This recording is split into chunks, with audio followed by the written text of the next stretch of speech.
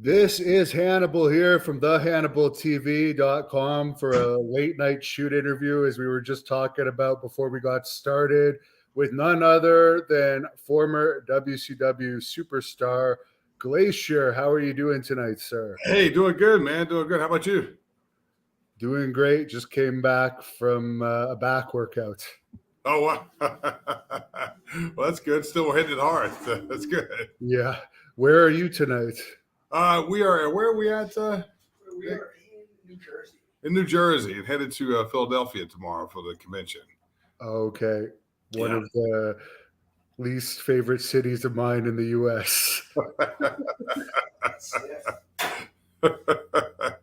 Yeah, I live in Orlando now, so it's actually not too cold up here, but compared to Orlando, it's cold. So, Do you have any memories of wrestling in Philadelphia? That's such a wrestling town.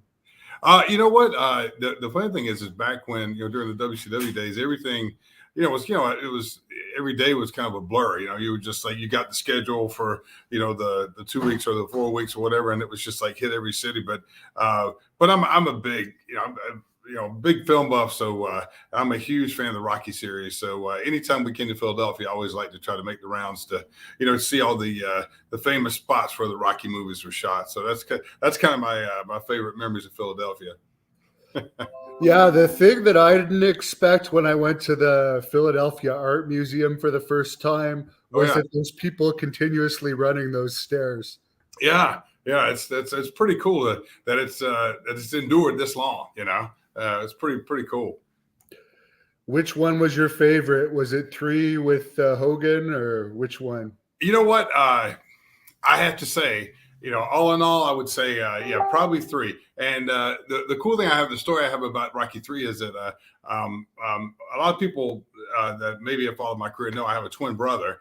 And at the time when we were in high school, my twin brother worked at the local movie theater, and that's the theater where Rocky 3 was coming to. And then back then, everything was on the reels, and so whoever was gonna and movies always premiered on Fridays, back where I grew up in South Georgia.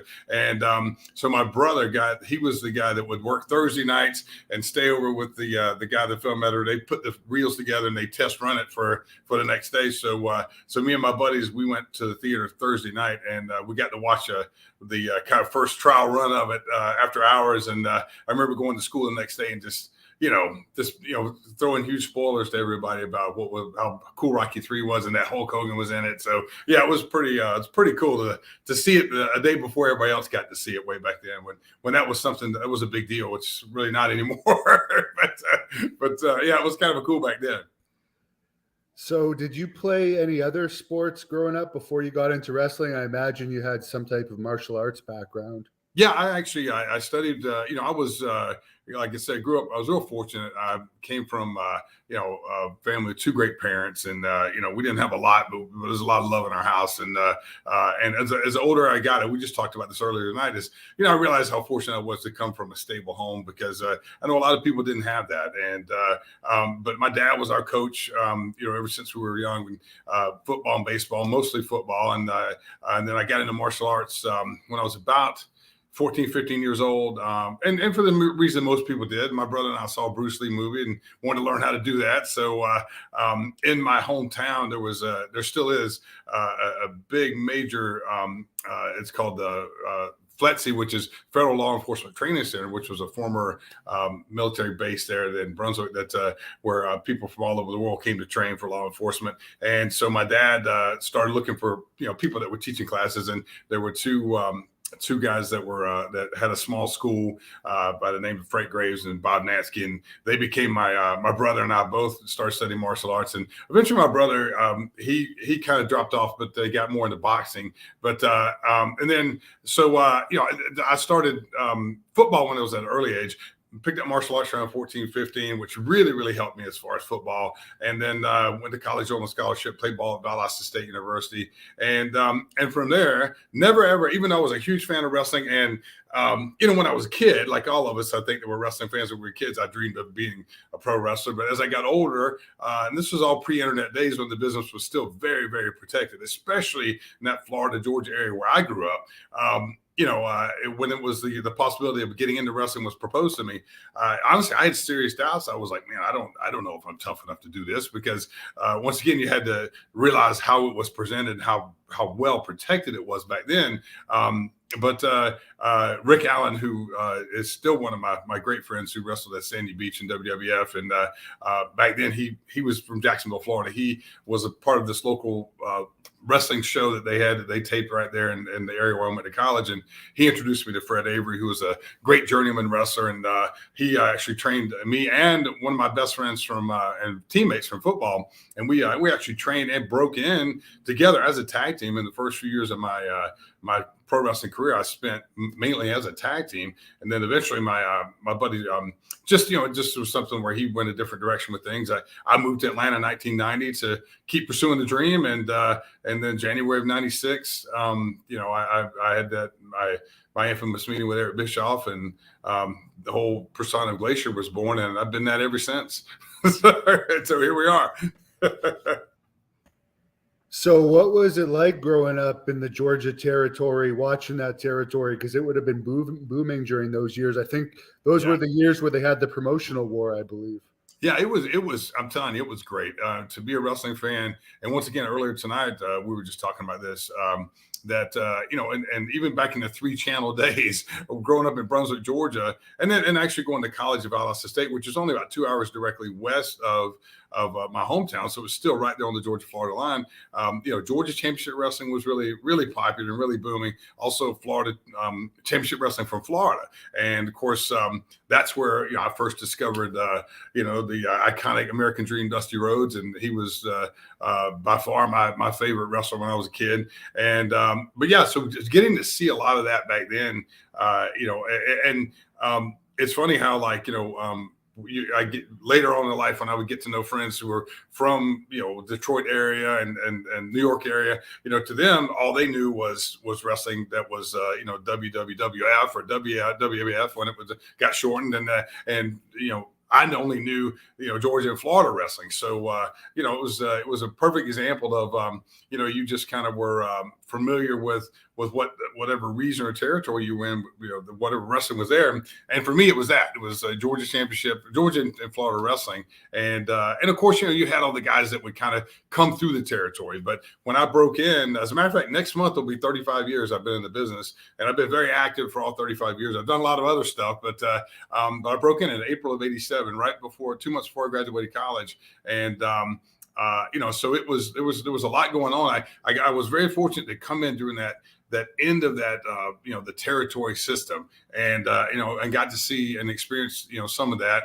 And when I graduated college, I got my degree in education, got a job as a public school teacher, which was perfect career for me to be pursuing wrestling, because it was Monday through Friday. I had some decent insurance, and I had my weekends off, my holidays off, and my summers off, which is when a lot of pro wrestling ran down in in the South. And so I was able to pursue my dream, but still, pay the bills, so to speak, and actually, teaching was something that was very, very, it was a very good experience for me. I can honestly say I never grew up aspiring to be a school teacher, but I'm really glad that I did. Glad my life went that way, because all in all, I ended up teaching for 14 years, and got some great memories out of it. Met some great people, and I always say that anybody gets into teaching, I always say it's a career that, there's a lot of good things about being a teacher. There's a lot of challenging things about being a teacher, but one thing is what I learned is there's a lot of delayed gratification that comes, especially if you teach like what I did, which was mostly middle school. Once a lot of times kids don't know how to really express their gratitude when they're kids, which we probably didn't either when we were kids. But I've been really, really humbled by how many of my former students reach out to me after they go through high school and college, and get out into the adult world, and just living their life, and then they reach back out to me, and it's just nice to know that I made some kind of good impact on their lives, which I think is really the thing that all teachers have a calling to do is to hopefully impact the next generation, and hopefully in a good way. And I'm glad to know that I think I maybe did that a little bit. So teaching was a good route for me. It really was. So I guess your first stint with WCW was around the end of the NWA era Yeah. when you were part of their Great American Bash Tour in 1989. How did you get involved with that, and what was that experience like? Yeah, this is it's the part of my career that I really enjoy talking about because I actually got to know Tommy Rich, Wildfire Tommy Rich, back when I was coming up, and I started working a lot for a gentleman named Ben Masters. He had a promotion called Peach State Championship Wrestling, and that's where I met Tommy. And so this was the summer of '89. So this was like my second year in the business, and all of a sudden, I was going to be off for the summer from teaching, and I had about 3 months off. And he was like, "Hey, look, do you want to come back? You want to maybe start working some matches?" As basically, I'm not even sure if it wasn't like they used the term. He didn't use the term like come, do the job on some matches or just be enhancement talent. He just said, "You want to come work? I think I can get you on board, working some matches." And I, of course I said yes, and I didn't know what I was getting myself into. But my first match ever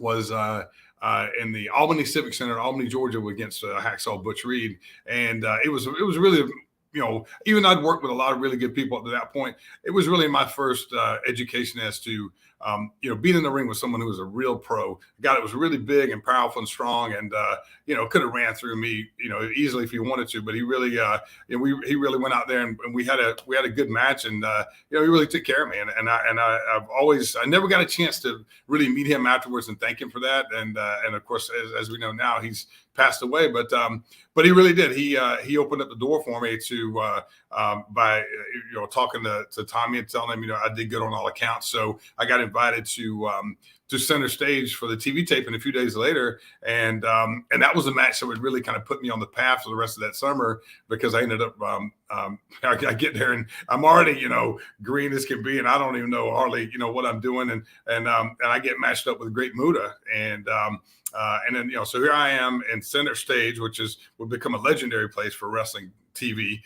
Gary Hart is managing Muta. Muta's he's just started this meteoric rise to popularity in the States. And then I have the legendary referee, Tommy Young, refereeing our match. I got Michael PSAs and Jim Ross, JR, doing the commentary. I mean, you couldn't, for a kid who was, where in the spot I was in, I don't think you could have had much more pressure. But once again, I went out there and I did well on all accounts. And from that point, they started using me. They ended up using me all summer. And back then, it was when they had the Great American Bash tour, the summer tour. So yeah, I mean, it was a great experience for me, pre-Glacier days, if you want to call it that. And but I got a chance to work with a lot of big names.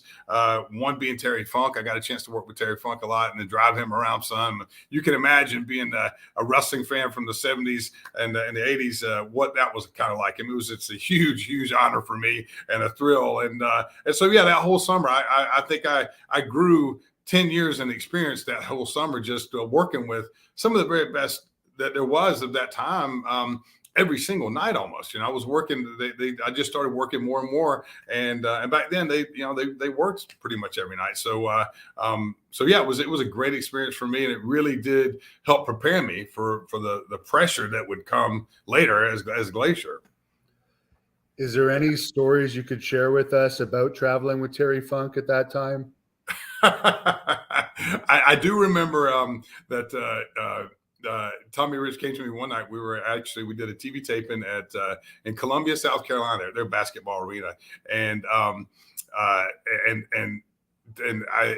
think I was traveling with Tommy, but we were somehow staying at the same hotel where Terry was staying, and so and I think maybe we were finished early, and Tommy had to stay and do an extra match or something. So he was like, "Hey, I want you to drive Terry back to the hotel," and of course, I was thrilled to death to do that. And yeah, we leave the arena, and some of the fans, had kind of because it was like a long TV taping, so some fans tend to leave and not hang around to the end. And but I remember that he wanted to stop at a convenience store, I think just to get some beer or something, or just to go back to the hotel. And there was a mom that was there with like 2 or 3 kids, and they when Terry came out of the convenience store, they had a big old sign that was, really, I think it said something like, I mean, it sounds so simple now, but it was something like said, Terry Funk is a skunk, and I just remember him getting in this kind of war of words with this lady with her kids right there in the parking lot. And there was a police officer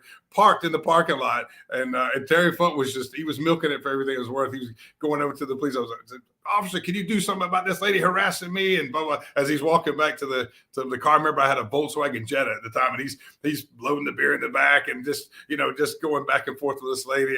And as I would come to learn later, I mean, what he was really doing was giving them a great experience, giving them a great story to tell for however long. And it was truly entertaining. And there was some words said in his exchange with the lady that I can't really repeat right now. Repeat out of respect for Terry.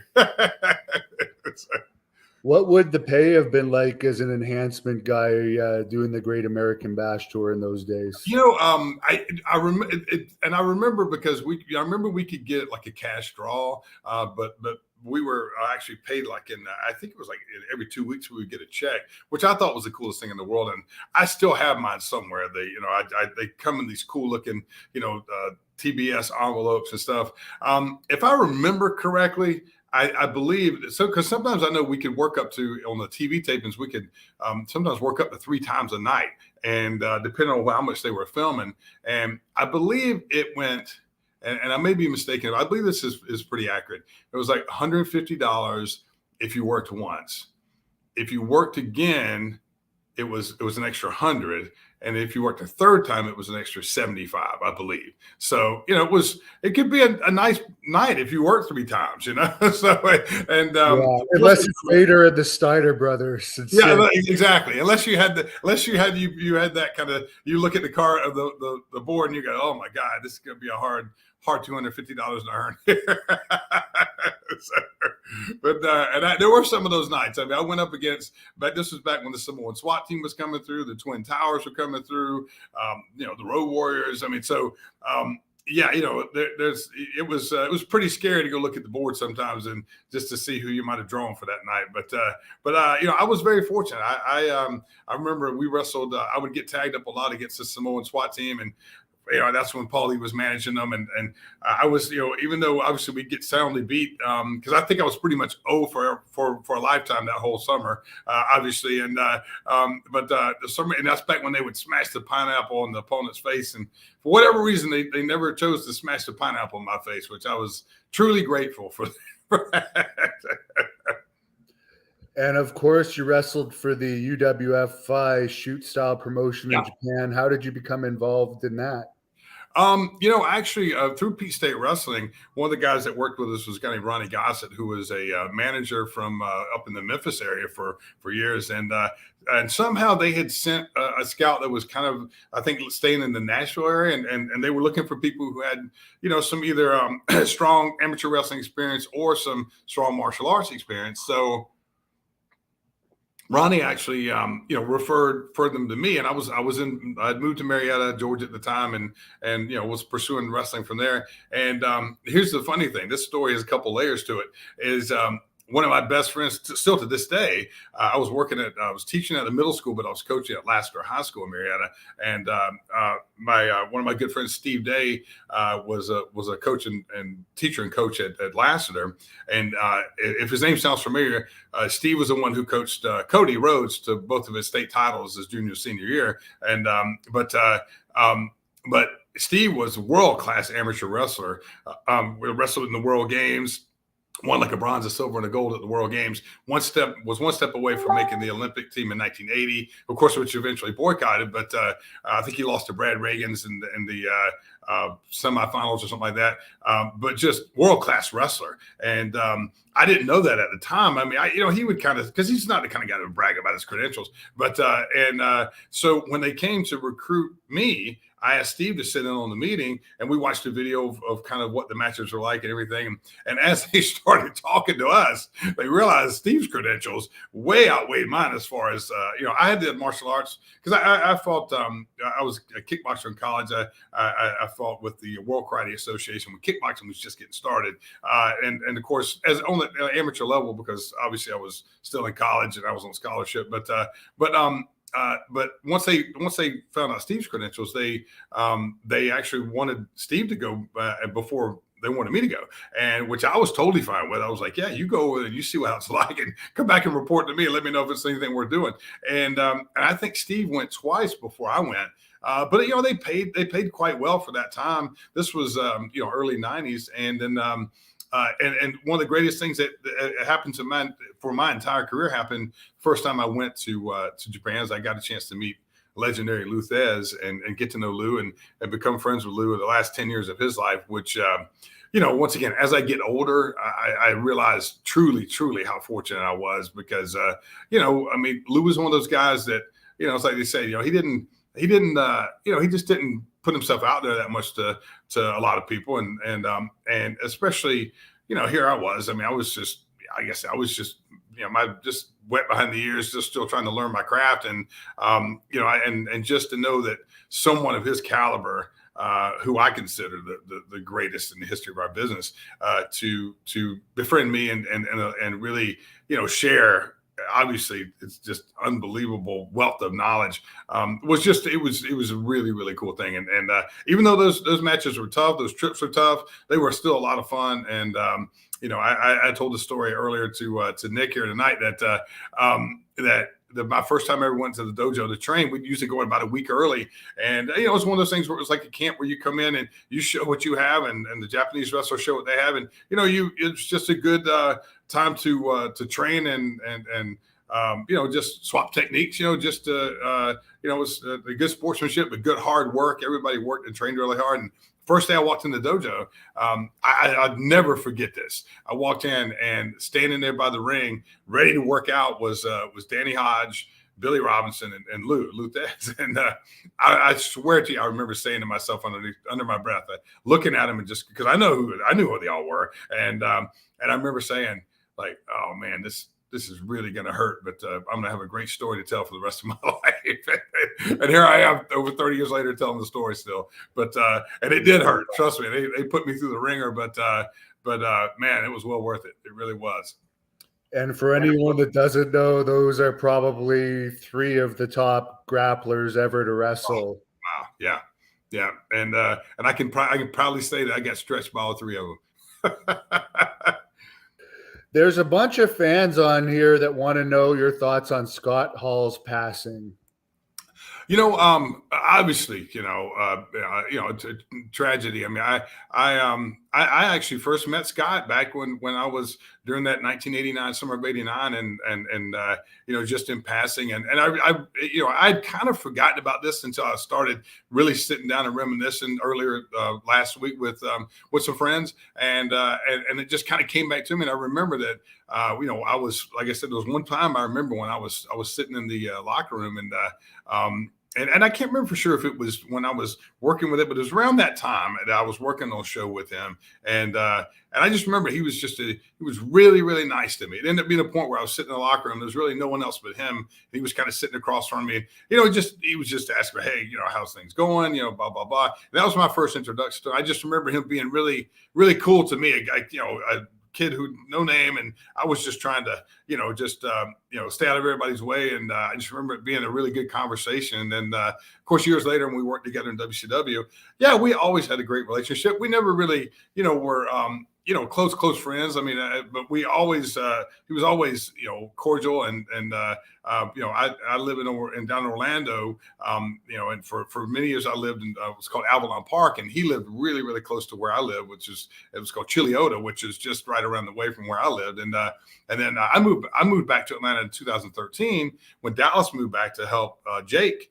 I actually moved back because my mom lived in Atlanta at the time, and I was helping him at the accountability crib with everything with Jake. And then, of course, Scott ended up coming up too. So I was there. I was in the process of going back to Orlando about the time Scott came up. But yeah, so we always we were, I would say, good as associates, but I was never really close friends with Scott. But just he was always good to me. And every time I was around him, he was always I always felt that Scott had somebody who had a good heart, and obviously, there were some challenges there that he had to deal with, but it's just a tragic ending, as far as just that, I'd heard some details about, that he had fallen and due to his hip injury, and that he might have, been where he wasn't, no one knew that he was in trouble for a couple of days. And, that's just, no one should have to go through that. So I really hate that was, that happened, right there, that kind of was, kind of what's, I guess, that sealed his fate as far as his health there at the end. But yeah, I mean, and I got to know his son briefly when his son was breaking into wrestling. Not real well, but just a little bit, because he actually worked at one of the restaurants there in the Ale House in Orlando, where me and, of course, my friends would go, because it was close to where we lived. And I don't know if he's pursuing anything with wrestling anymore. You may know that, but his son was always very well mannered, very disciplined, always hardworking young man. And I feel for his family, I really do. But he left a great legacy in pro wrestling, which will live on, forever. And there's a lot of great footage of Scott Hall being the band guy and being all these other great characters. He was the Diamond Stud, because I'm really, really good friends with Dallas, and I know Dallas has put out a lot of great material, to kind of celebrate Scott's life and his career, and it's just it's a tragic loss. It really is. And like I said, my heart goes out to his family. It really do. Speaking of Dallas, I understand that it was him that got you your contract with WCW as Glacier. Yeah. As obviously, working, partnered with QT and QT Marshall and Cody with the Nightmare Factory. I proudly do a lot of coaching, and because I'm a teacher and a coach, I have a lot of quotes that I use to help me coach. And my number one all-time favorite quote is that I got from my athletic trainer in college, is that it's not what you know and it's not who you know, it's who's willing to say they know you, who's willing to put their name and reputation on the line for you to maybe help you get a leg up in whatever it is that you're doing. For me, it happened to be wrestling. And I met Dallas when I moved to Atlanta in the early 90s. And it took till January 96 to where the stars aligned, where it was the right time and place for him to pitch me to Eric Bischoff. And I got a meeting with Eric, and it was, I'll never forget, it was about a 3-hour dinner, just me and Eric. I don't think either one of us planned on it going that long. And but in that one dinner is when he offered me, he said, I want to sign you to a deal. And that was the beginnings of the what would become Glacier, and I owe that completely to Dallas, because he was the one who went to bat for me to get me that meeting. And like I said, he was the one to say he knew me, and it changed my life forever. Now, when I interviewed Brian Clark, he was telling me when they signed him for that, they sent him to martial arts training. Yeah, something like 6 months. He didn't have to wrestle or anything. Yeah, so he really liked it. Did you have anything like that? Oh yeah, we all went together. Yeah, it was and Ernest would come every now and then, but Ernest Miller was already a world-class martial artist at that point. He was 3-time world champion. But Kanyon, Chris Kanyon, and Brian and I, and like I said, I had studied martial arts ever since I was a kid. But by the time I got to where I was doing, I was still doing some of that. But I dove, completely into pro wrestling. That's what I was doing. And I would still go back home and train with my 2 instructors. And my 2 instructors are still, father figures to me to this day. One just turned 80 years old. Well, I guess, back in January. So, but yeah, I mean, it was something where I remember there was one martial arts instructor that I found, and the 3 of us would go train together. And it was just one of those things to where, we were expected, Eric was a big martial artist. I think he still is. He just wanted everything to look authentic. He didn't want it to look hokey, which, as with wrestling in the past, a lot of what was presented as far as martial arts it did typically look, kind of hokey a lot of times. And he wanted it. I remember him saying that this was the first time he wanted, because, the cruiserweight division was just starting to really get some traction at that time. And I remember him saying specifically, I want you guys to be the first heavyweights that move like cruiserweights in the ring. And as if it wasn't going to be hard enough, then we had that thrown at us. So, but we took it very seriously. And we did. We trained a lot. And like I said, there was a lot that we learned, because that really was breaking new ground, so to speak. It was more, finding finding the people, and then creating the suits to fit the people. Now it's pretty common. That's kind of like if you look at WWE, that's kind of how they do things, is they find the athletes and then they kind of find the suit to fit them, and through NXT or whatever. And so we were really breaking. I don't think we really truly realized it, but we were really breaking a lot of new ground back then. And there was a booking committee. There was no creative team. We got and once again, I don't think this was certainly intentional, because we were figuring it out as we went. But basically, Dallas was kind of put in the head of it, and it was basically on us we started training at the power plant literally every day of the week that it was open, which was typically Monday through Friday. Sometimes we would go in on the weekends with Dallas, but it was just let's try to figure all this out. And through that process, man, I grew a lot personally and professionally. And which is why now when I work with people and creating whatever gimmick, that they are trying to create, I have a really good working knowledge of how to do that, because I had to figure that out. Really a lot of that we figured out on our own, because we didn't.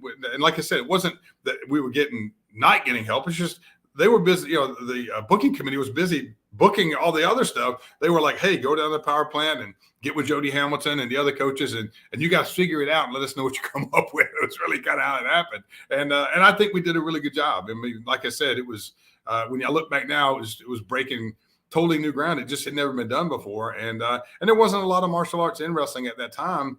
Now it's very common. I mean, you see kicks in almost every match now, but not back then. And we had to really figure out a way to introduce that stuff and still make it look, like I said, look good and look believable, but not look hokey. Because that was, even though we were these outrageous characters, Eric was really big on, he wanted it to be played very straight, so to speak, so that it was taken somewhat seriously. And once the matches started, once you got past the mask and the costumes and the armor and all that, he still wanted the matches to be a certain level of quality martial arts. And so that's what we were tasked with presenting. And I think we did a pretty good job. I really do. And of course, speaking of the entrance and the outfits, that's probably the most memorable thing, as well as the 6-month build-up to the debut. What were your thoughts on this grand, elaborate entrance? I think it may have been the most expensive entrance WCW ever had. Yeah. And once again, Hannibal, they were figuring out as they went a lot of times, and with the build-up, I mean, heck, I was just like, come on, guys, let's get on with it. I want to get out there, And so it was, I felt like once again, I think that they were figuring out as they went. They were like, okay, should we do another one? But I do remember, you got to understand, this was very much in the infancy of the internet. So it was really fun, I think, for Eric, and I know for us, to kind of be able to keep it quiet, because there were rumors speculating as to who Glacier was and blah, blah, blah. And because the internet was not as it is now, it was a lot easier to keep that kind of quiet. But yeah, it was, the entrance itself was something, once again, it broke new ground. That had never really been done. And I will say this, I'm very, very honored and very thankful that I'm the one who got to be the one to experience that. And I always say that, and I know like anything, everybody in wrestling, you have your fans and you have your critics. And I always like to say, whether you were a fan of Glacier or not, it was pretty hard to miss me in that 95 to 01 era, or 96 to 01. But no, the entrance itself was, it was something that, I've talked to, the veterans, a lot of veterans who I really respect. And it's one of those things where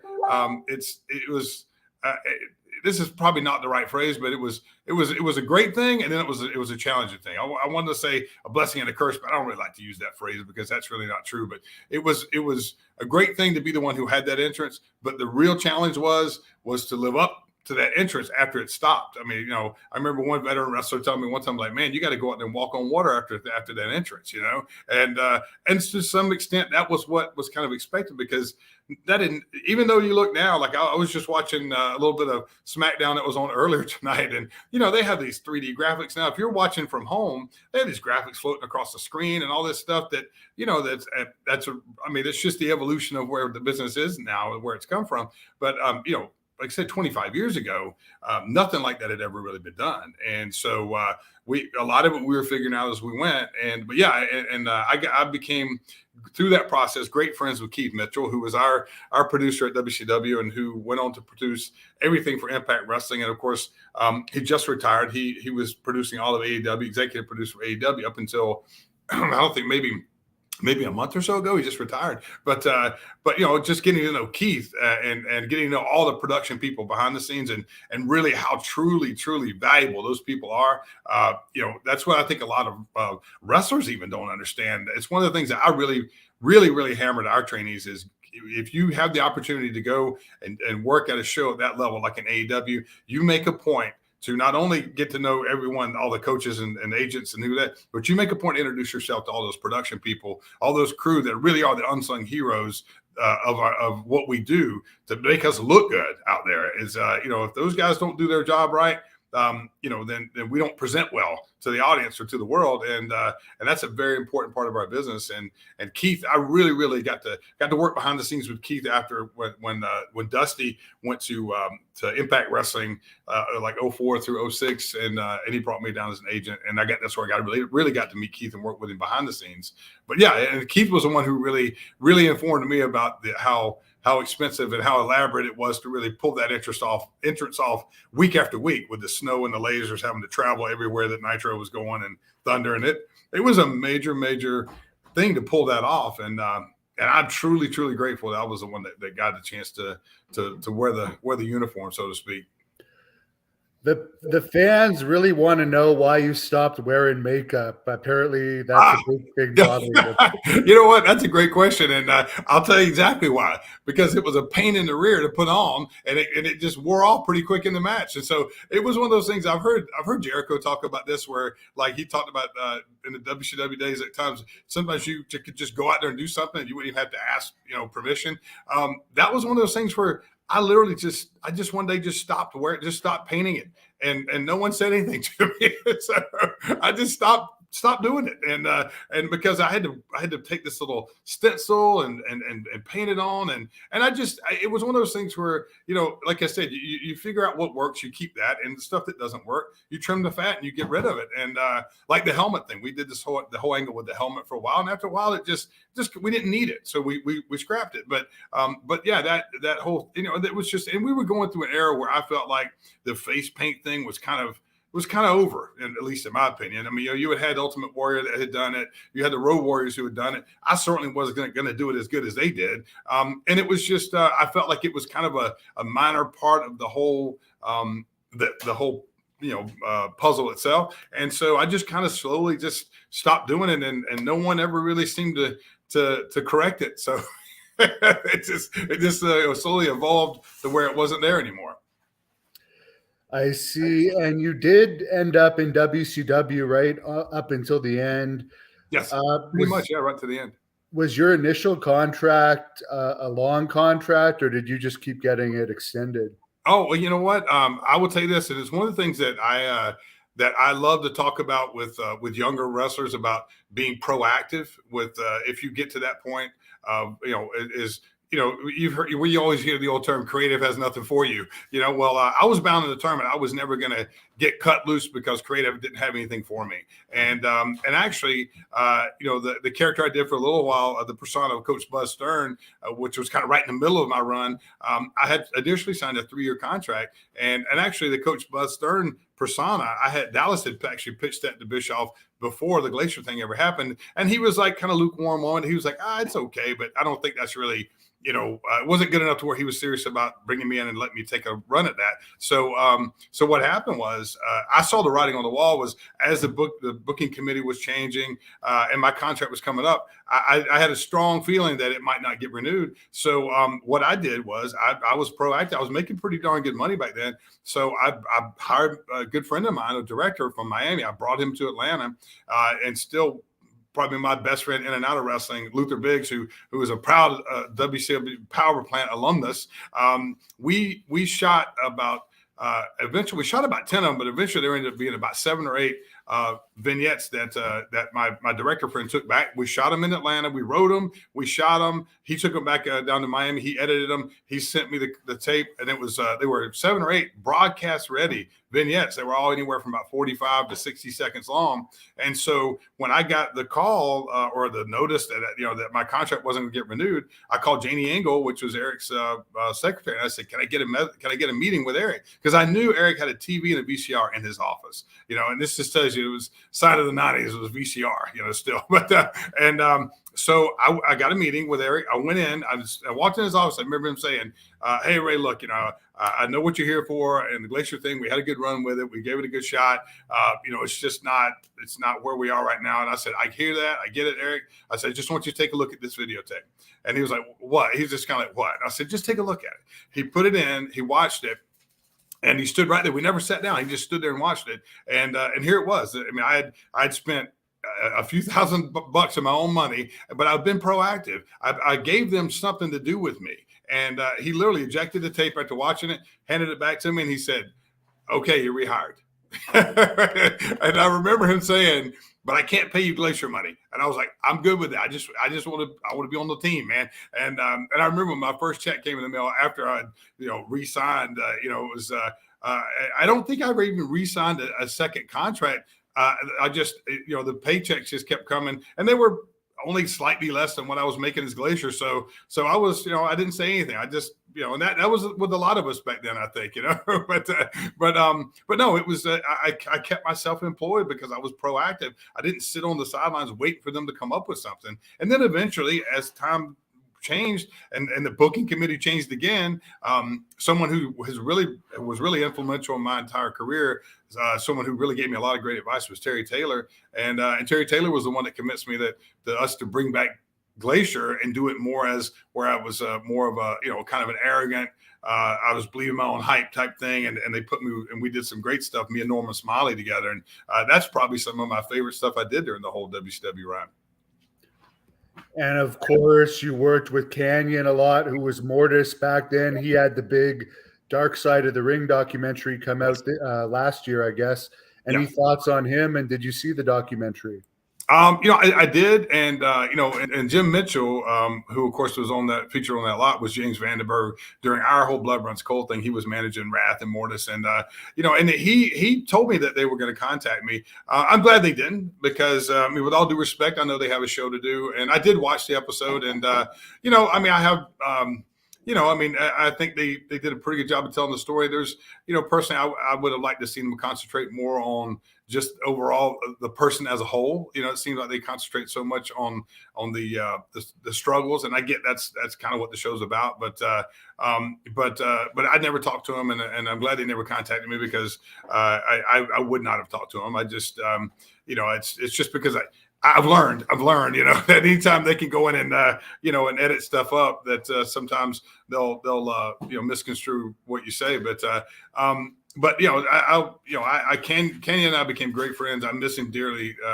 To this day, I miss him every day. And probably had some of my most enjoyable and maybe some of my best matches in my entire career against him and with him. And we used to always say before we go out and wrestle, a lot of times we'd say, good friends, better enemies, and I always equate it to being two good friends on two opposing football teams. And you get out there and you knock the snot out of each other, but from whistle to whistle. But you shake hands at the end of the night. And we did that a lot. I mean, we went out there and we really went at each other in some matches, and we kicked and chopped and we brought it with each other because we knew we had to at that time. I mean, we were we were fighting for our spot every week of the year with arguably one of the greatest rosters of all time, and so we felt like we kind of had to do that to kind of keep our spot, and at that level, everybody's great and everybody's a great competitor. And so if you in order to stay on that level, you had to be that too. And so we really enjoyed kind of going at it with each other. And but we always enjoyed going out and having a beer afterwards, and kind of licking the wounds a little bit sometimes too after the matches. You were around when the Ultimate Warrior came back briefly. Do you have any stories about him from that time? You know what? I'd love to say that I do, but no, he really, he was, he just kind of kept himself a lot when he came back. And, during that period, it was one of those times when, I look back now and I wish I would have maybe made an initiative taken some initiative to try to get to know him better. But it's one of those things that back during that time, a lot of times the way I looked at it in retrospect is, it was every night we would just go in and it was like, our goal was to get through that night and do the best you could and then move on. And then, and it was just, during that period, everybody was coming in for a period of time, and you just never knew how long someone was going to stay, and then they'd be gone. And he was just, and we all tried to, as a lot of the younger generation of that time, I certainly was always respectful to him when I saw him, and he was as most people would think. I mean, you've seen the documentaries and stuff about him. He was.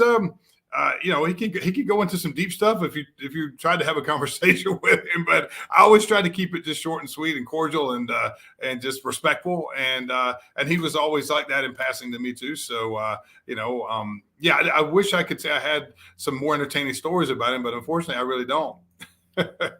One guy that's a legend you did work with was Lex Luger. How was his interactions with you?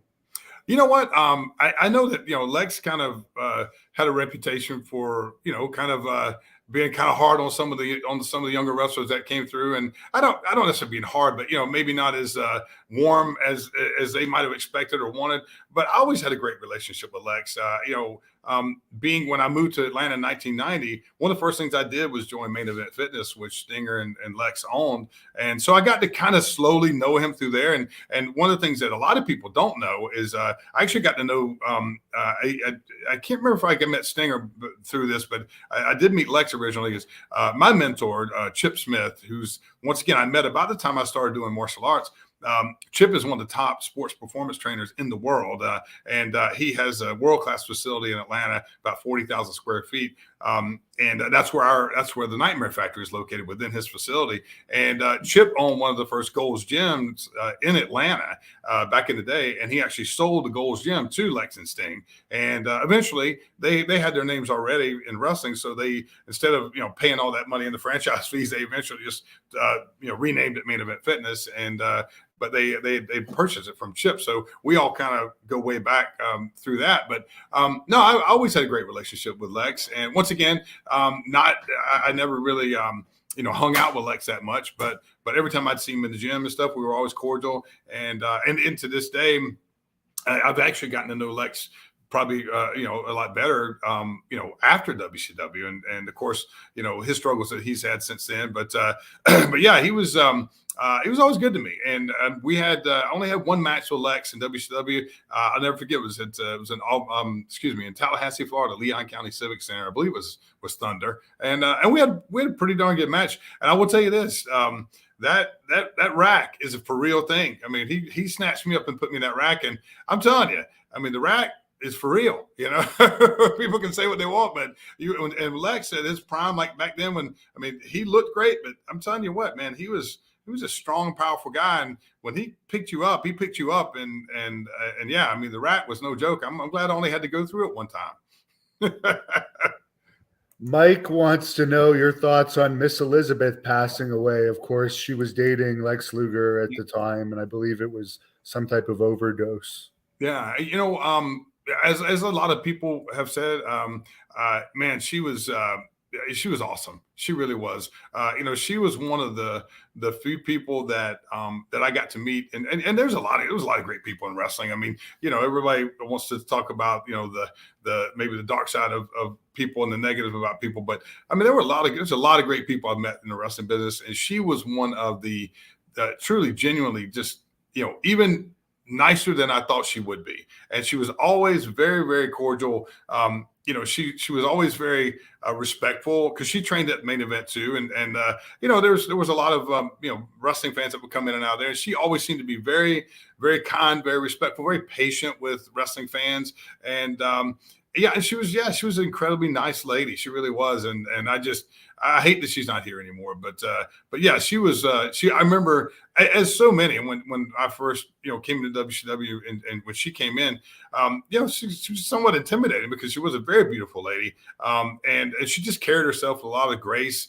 And but she was the one that would be disarming. She would make you at ease and put you at ease, because she was so warm and friendly right out of the gate. And I think that's really important, that people know that she really, as far as I was concerned in my experiences with her, just a very warm and friendly lady. And I'm really, really glad I got a chance to know her, because she was one of the biggest stars of our business during that time. And once again, I hate that she's not here anymore, because I think she was a really good ambassador for wrestling, because I never saw her give a fan a bad experience. And to me, that's very, very important in what we do, that we owe that to the fans, to give them a good experience. Yes, that's very true. And of course, Elizabeth was with Macho Man before. Did you have much interaction with him? I did, and you can imagine, I mean, we were, coming in when I came up through college, so that was when the great era of WWF, and I actually got injured, and he and I got injured at the same time when I was in WCW. And back then, when you got injured, typically you would have to they had the orthopedic surgeons in Atlanta that they'd work on you, and we had to do our physical therapy there. And so I believe it's when I injured my knee in a match, and I think he injured his ankle, and it was either vice versa. Either I injured my ankle and he injured his knee. But either way, we spent several weeks together doing physical therapy. We were there at the same time, and that's where we really developed a friendship. And then, of course, me being as close to Dallas as I was, and that legendary feud that he and Dallas had.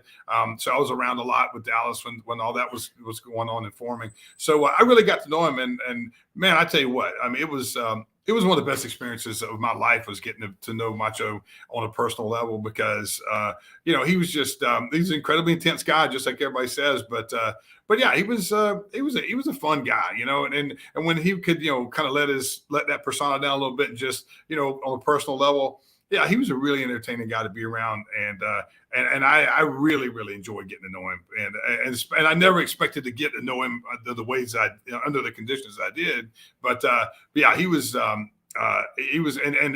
he was somebody that every time I saw him in passing from that point on, like when he came into to Impact, that period of time near the end of his career, and stuff, we would still reminisce and just good to see each other and stuff. And yeah, it was a lot of fun getting to know Macho. It really was. And like, it was a huge thrill too, because like I said, I came from that era where, when he was on top of the world, I was a wrestling fan. It was before I really got into wrestling.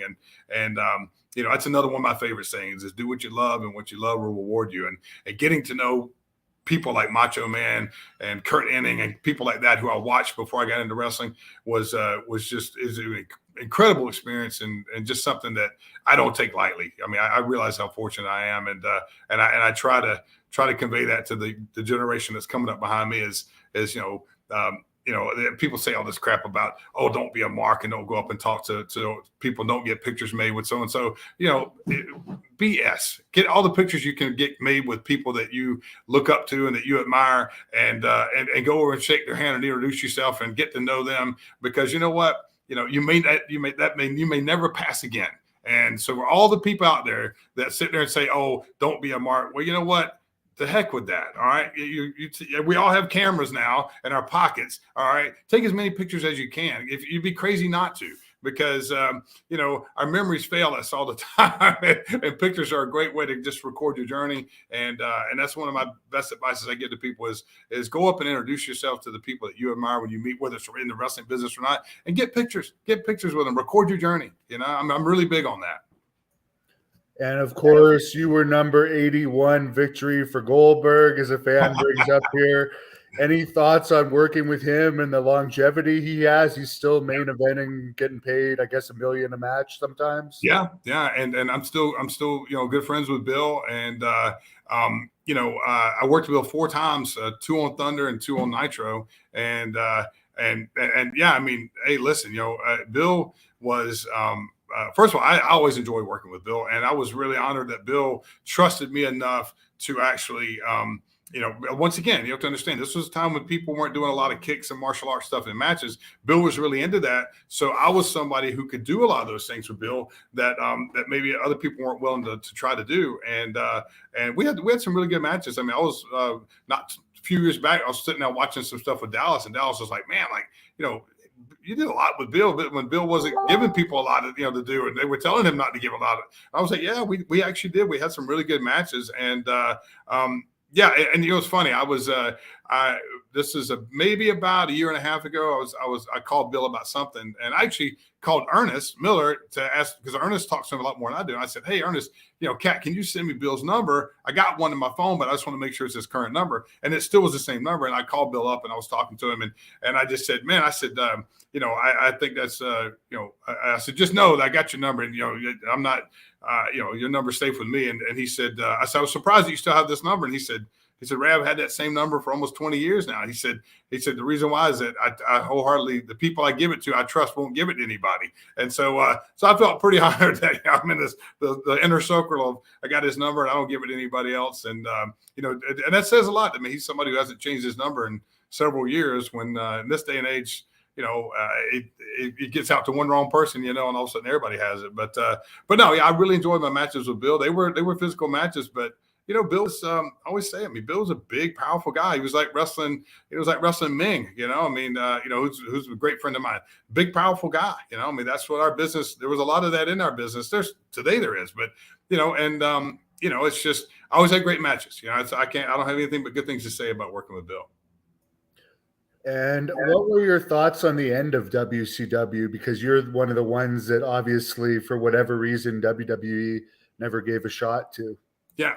Well, you know, and actually, and I've talked about this before, is when we got bought out, I had an opportunity to go to WWE. They made me a modest offer, and granted, they had picked up a lot of who they wanted, but there was a modest offer that was offered to me, and Kevin Kelly was the one I was talking to at the time, and oddly enough, I didn't meet really Kevin Kelly face to face, and us really get to know each other until just a few years ago. But they offered me an opportunity to, based on my family, especially my father was a very celebrated Georgia State Trooper, and I had a very storied career, and they were interested in having me come in and do a state trooper gimmick, and that was just something that hit a little too close to home with me. I didn't want to trust that legacy to the wrestling business, so to speak, you know, and it also, and even equally as important, was Dusty had started Turnbuckle Championship Wrestling, his company, right there in Marietta, Georgia, and he asked me to be his right-hand guy, and Dusty was my childhood hero. And so at that time, I was engaged to be married.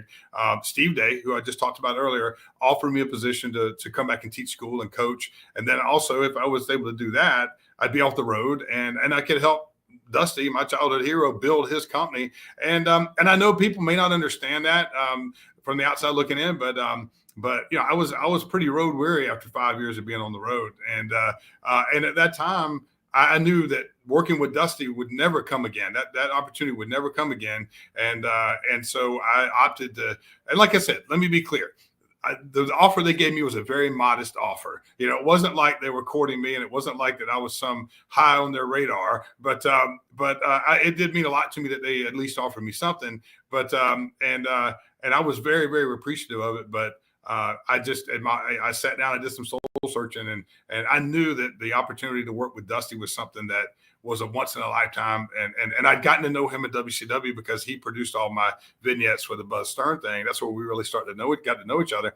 And I was, that was something where it was a hard decision, probably for some people to believe that I made that, but I did. And I've never, ever for 1 second regretted it, because I got to know Dusty on a very personal level. And that was something that it meant more to me than I could ever even put into words. And I'm truly, truly thankful that I decided to go that route and help Dusty build Turnbuckle. Even though Turnbuckle Championship Wrestling only lasted for a few years, it was an unbelievably awesome few years. I can tell you that. Any story about Dusty you could share with us that we may not be aware of?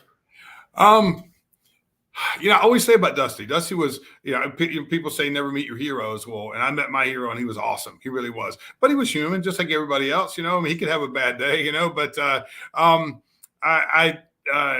one of my favorite stories is I just think of what memories pop into my mind. And one of my favorite stories to tell about Dusty is that when I was getting married, from our wedding, it was Thursday, the day before the rehearsal dinner and all that stuff. And Dusty calls me up, and you can imagine, any of you out there that ever have gotten married and had to plan a wedding, you know how stressful that is. And so Dusty calls me up, and it's the Thursday, the day before the rehearsal, and he's at the tuxedo shop, and he calls me up, and everybody, if they tell a Dusty story, you got to try to tell in the Dusty voice. So he always called me Raymond, which I thought was unbelievably cool, because no one ever called me Raymond except him, which I thought was just really, really very special to me. But he calls me up, and I answer the phone. He says, Raymond, this is a dream. And he goes, I'm at the tuxedo shop. This damn tuxedo don't fit.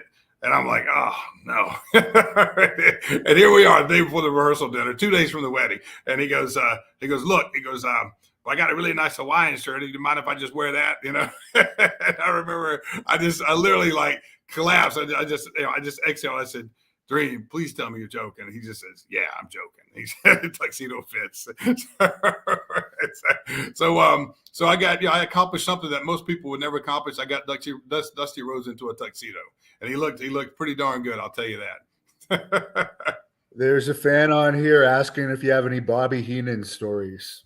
Oh, yes. I mean, I just, like I said, I'm not the smartest guy in the world, but I was smart enough to know that a lot of times when we, after especially Nitros, to sit down with some of the greatest minds like Bobby Heenan, Gene Okerlund, and guys like that at the bar, and buy them a drink and just soak up the knowledge, and there were a lot of times when Gene and Bobby would sit together, and I'd always try to, just grab a spot with them, and Bobby would just have the, just the best, anybody knows Bobby Heenan knows he would have just the best lines, and he would pop down. I just remember he would just pop down and say stuff, he would be giving you a line and you didn't know it was a line until the punchline hit you, and he would always say stuff like, he'd pop down and he'd say, Glacier, he said, you ever know, I ever tell you I was bisexual? And I'd be like, what? And he'd say, yeah, me and my wife only have sex twice a year. He'd just say stuff like that, And but I do remember my all-time favorite line from Bobby from Monday Nitro was when Bischoff brought in it was